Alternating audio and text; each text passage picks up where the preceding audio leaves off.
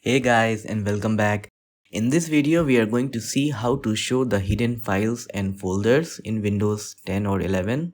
Now for this, just open your file explorer. You can open any folder that you want and then just click on this three dots which says see more. Just click on it. Then just click on the last option, that is options.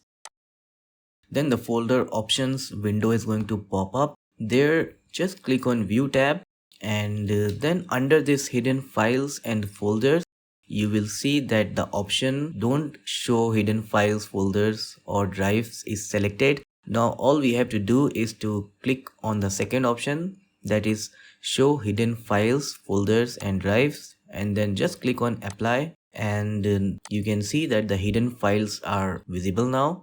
So that's all for this video. Thanks for watching.